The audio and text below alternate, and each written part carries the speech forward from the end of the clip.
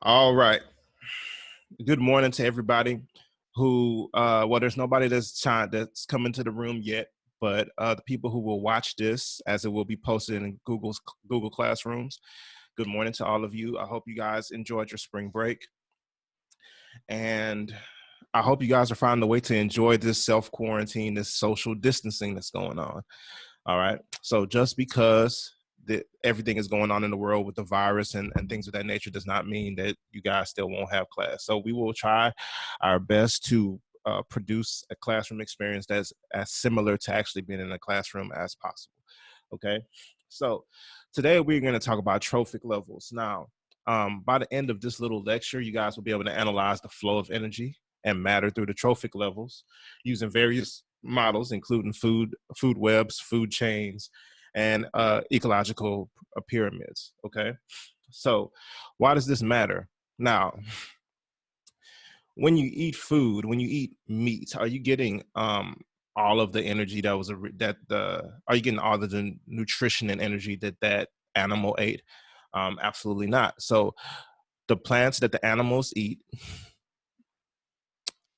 lose energy as it's passed through. So you have a plant, okay? You have the primary consumer that eats the plant, right? It gets the energy, all the energy from the plant. It loses a lot of energy to heat. And then the secondary consumer that eats that organism gets only a small percentage, like 10% of that energy is passed on from level to level. So all living organisms, you, me, your dog, plants, or whatever, need energy to survive and have different methods of getting that energy. Now, we all know with autotrophs, plants actually produce their own food. So they actually create their own energy, but they're the only ones that do it, right? The rest of us have to depend on some other organism to produce energy for us, okay? Now, excuse the lighting. It's going to be changing as the sun moves outside. So yeah, just excuse if it gets dark or if it gets light all of a sudden. Just try not to mind that. Um, Organizing life into trophic levels helps us understand where and how much each living organism obtains its energy.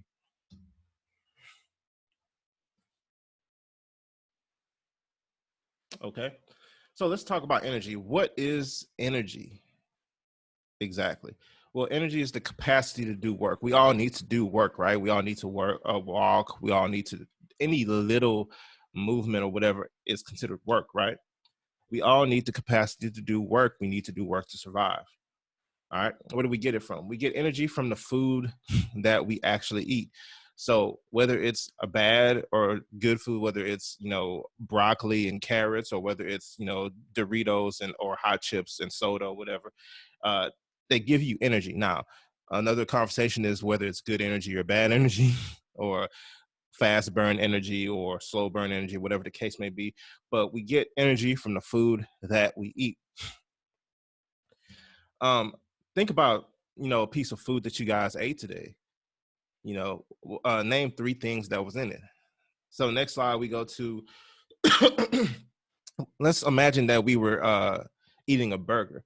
Now, I don't personally eat burgers or whatever anymore, or whatever. I gave that type of stuff up. But in your burger, what's involved in this? Now, just looking at this picture, I see, herbivore, a cow, right? The beef patty.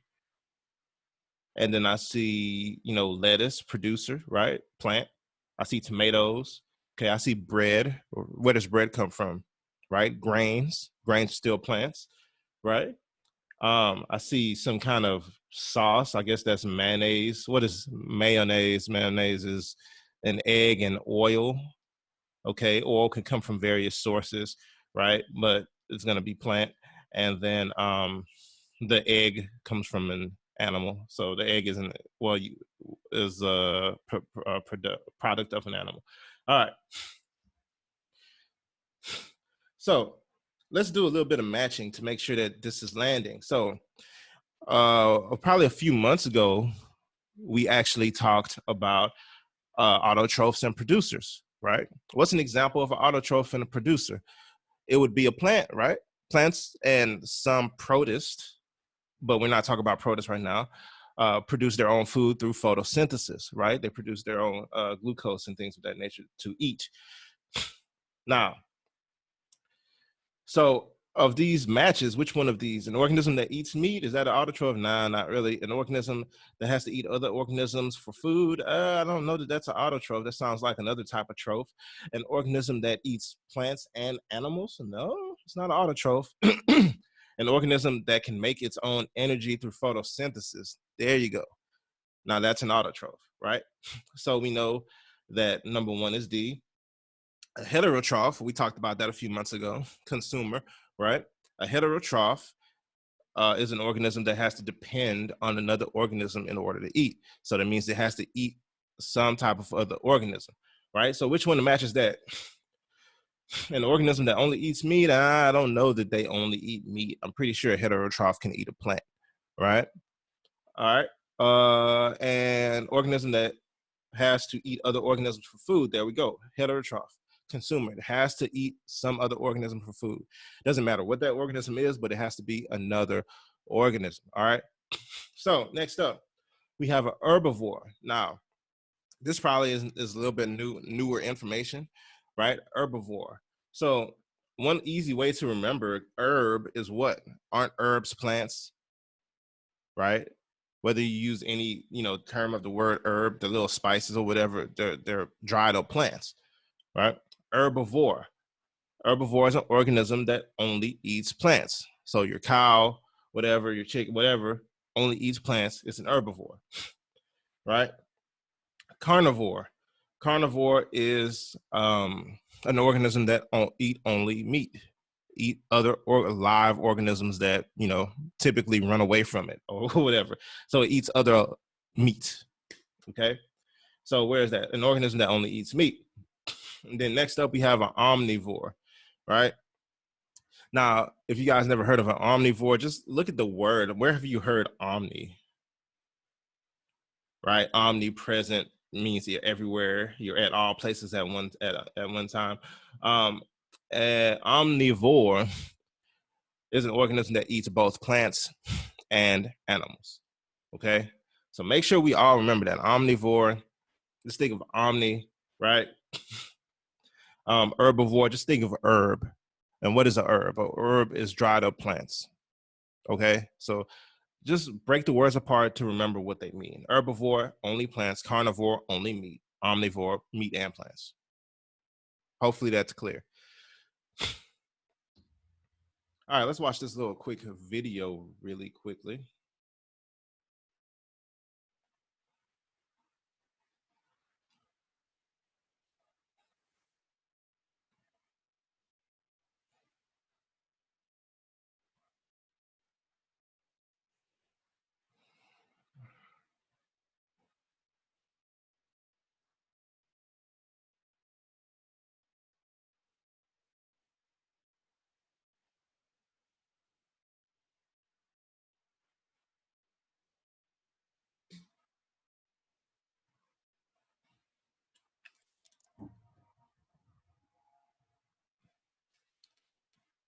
Guys, if you can't hear the video, it's only music anyway.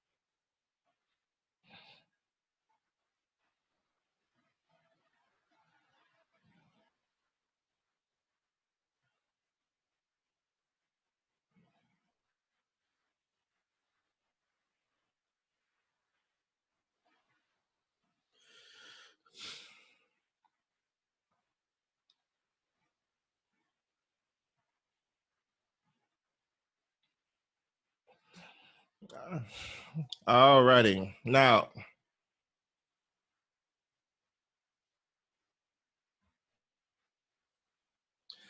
that was really just an example of how, carnivores work, right?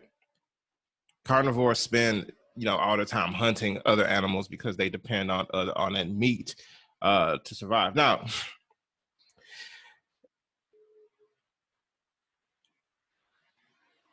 okay, I see you joining, inviting me to join a meeting. I can't leave my current meeting and join this one, Daniel. So I'll just have to contact you in a minute. Uh, all right. So if you guys were in class at this particular time, um, you guys would be cutting out this little pyramid and creating this little pyramid. It's just a physical example of how the food pyramid works. You know what I mean? And with that being the case, it's just an easy way to understand it, right? Now, if you guys, I don't know what you guys have at home. If you guys have a printer or something like that at home, you guys would be able to just print this out. And if you're printed out, it has little annotations here telling you where to cut and where to fold.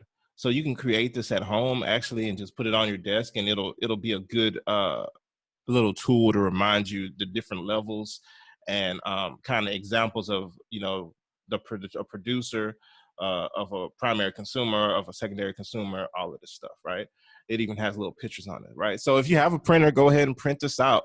This is definitely a good little visual aid for you. Okay, so let's talk about these trophic levels again. So trophic levels refers to the order in which organisms consume one another to obtain energy, right? So what's the first level, right? The first level has to begin somewhere, right? It's the first level of carnivore. No, how can the first level be something that has to eat something else, right? The first level has to be something that creates its own food. It has to be an autotroph, right? So here, a producer autotroph, same thing. Um, Grass, right? That's an example of a producer. Okay.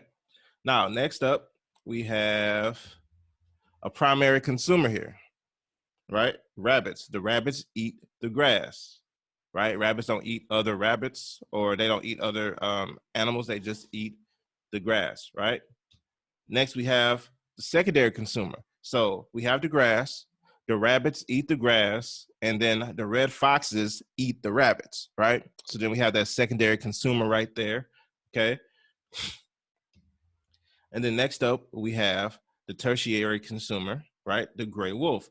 The gray wolf eats the red fox, right? So do we all understand this, right? The grass gets eaten by the rabbits get eaten by the red fox gets eaten by the gray wolf. Now, also, when we talk about energy, every step here, the energy that's being passed on is only 10%, right?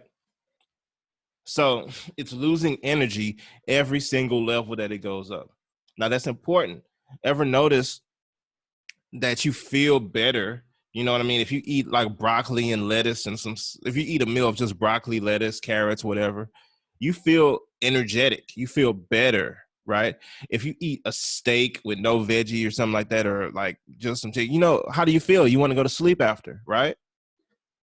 Right? All right. So make sure you guys understand you only carry 10% of the energy as you go up to different levels. Okay. All right. So who's involved? Producer, right? We all know that they make their own food. They're autotrophs. Producers, the plants, organisms that go through photosynthesis, right? They're producers because they produce their own food. They make their own food. Hopefully, everybody's pretty clear on that. Next up, the primary consumers, the herbivores. They only eat plants. They eat the producers, right? So these are your cows and things of that, and the rabbits. Rabbits was the example that was given. Next up, we have secondary consumers. Those are the things that eat the herbivores. So the herbivores eat the plants. The plants make the energy. They make the food. The primary consumers eat the direct source of the energy. So the primary consumers eat the plants. The secondary consumers eat the animals that eat the plants, right? So just you see that energy, because remember, it only takes some of the energy, right? So 10%, only 10% of that energy. And then the tertiary consumers get even less of the energy, and then the decomposers are a part of this mix, because when the rest of these guys died, the decomposers actually decompose the matter and return the nutrients back to the soil, right? And that's incredibly important on its own, right?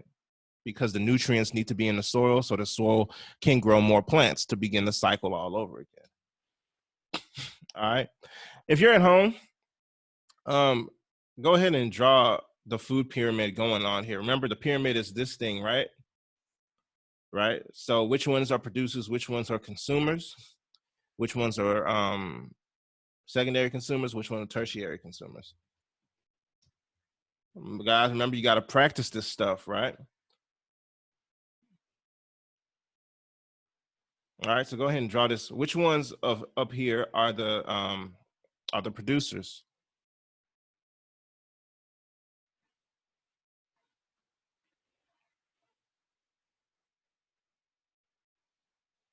Okay, that's correct.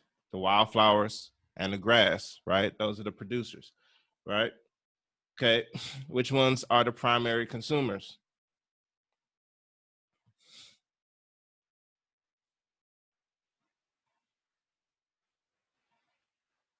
Okay, that is also correct. All right, you got the mouse here, and you got the rabbit here. These are the primary consumers. Okay, primary consumers here. Now, what is the secondary consumers?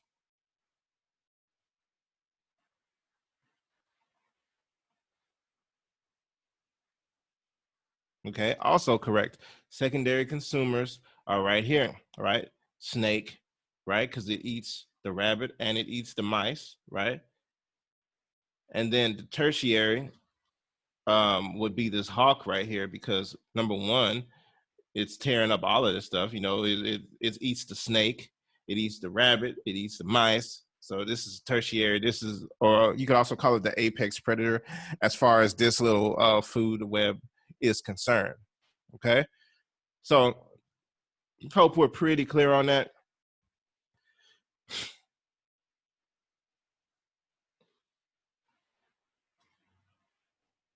All right, and then just another little reminder with this stuff. Look at this. We were talking about this earlier, how it only carries 10% of the energy to the next level. So right here, uh, KCAL is a measurement of energy, right?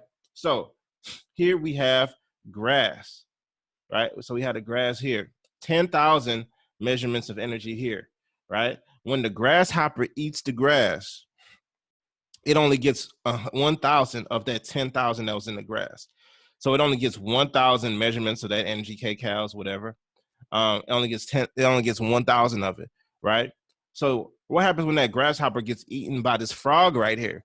The frog, it doesn't get that 10,000. It doesn't get 1,000. It only gets 100, right? So this frog is only getting 100 of that 100 units of that energy, right? When the snake eats the frog, the snakes only get 10% of that energy. How bad is that? So that snake is not getting is barely getting any energy, right?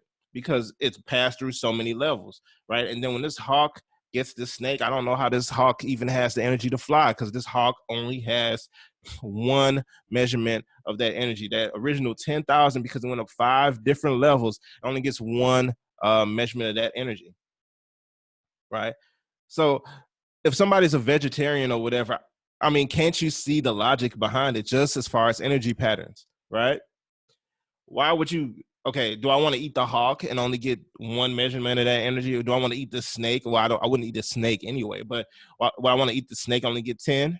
Or would I want to eat the frog? I heard frog legs are delicious or whatever, only get that 100, right? Or the grasshopper. The grasshopper is a decent choice, right? At least I get 1,000 units of that energy, right? Or would I rather eat the grass or some other plant and just get it directly from the source, right? Or would I rather be the herbivore and get 1,000 of that energy, right, from that grass.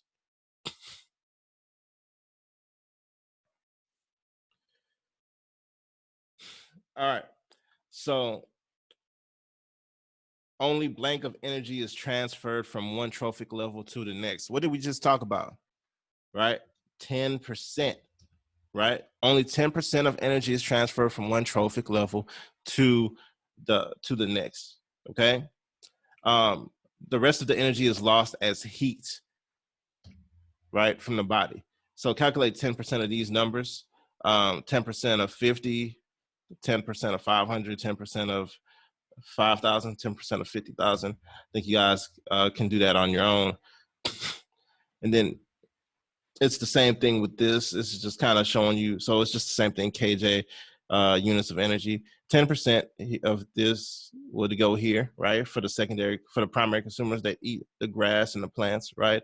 And then of that 10% for the secondary consumers that eat the things that eat the grass, the herbivores, right?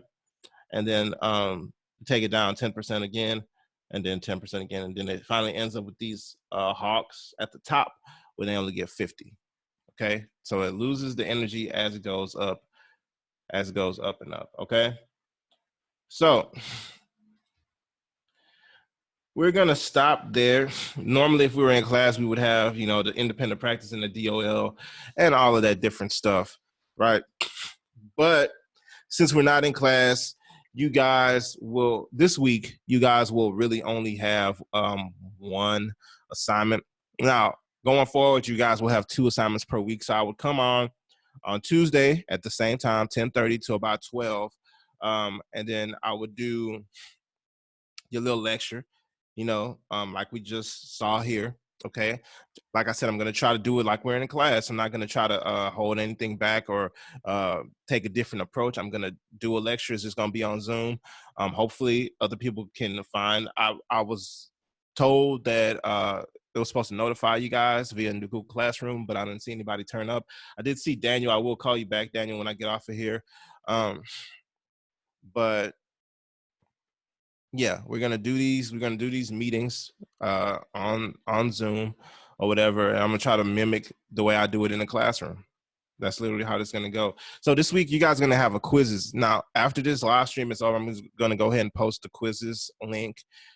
Please go ahead and do that as soon as possible. You have a couple days to do it, but it's better just to get it over with, right? Go ahead and do it. As soon as you guys watch this video or whatever, go ahead and do that quizzes assignment, get it over with so that you guys will have your grade for the week, and then so you're not falling behind. Okay? Now, I will be around. I'm not going to stay on live the whole time. I will be available if you guys want to call me on Zoom or whatever. I will talk to you guys and answer any questions and things of that nature. My ideal situation is that you guys just, when I send out this invitation, go ahead and click the link and pull up to this meeting, because this is the easiest way to go ahead and do it. But I will be available for phone calls till like 12 o'clock. Even probably after 12 o'clock, I'll probably still be available. It's not like I'm not gonna like answer the call or whatever. But the primary time for this is from 10:30 to 12. Yep. So I'm gonna post this video for you guys who couldn't see the live stream live, right? I'm gonna post this video on Google Classrooms so that you guys can still catch the lecture and all that. And I will be doing that. Once again, the announcements of the live streams will be on Google Classroom. The links will be on Google Classroom, right? So remember, always check Google Classrooms for that information, so you guys can tune in live to these lectures. We still have in class. You guys still have to know this stuff. And yeah, so that's where we are. All right. So I will see you guys next live stream. And once again, I will be available. You could call these office hours or whatever. I will be available if you need to talk to me, if you need to chat, or even if you want to call on Zoom or whatever, I am available for phone calls. Okay? Okay. See you guys next time. Also, the quizzes link will be posted pretty much as soon as I post this video. I'm going to post the quizzes link right after. Once again, do it. Just do it immediately. This is your time for class anyway, for science class, for biology. Just do it immediately. Why wait? Why wait? I think you do have the option to do it again if you don't like your score, and that's fine. Make sure you put your real names. This is a grade. The quizzes is a grade, so make sure you take it seriously as you would your regular work. Okay. All right, so I'm going to go ahead and end the live stream. If you need to talk to me or call or something like that, I will answer. If you need to send a message, email, or whatever, I will be answering very quickly. Right. Okay. See you next time.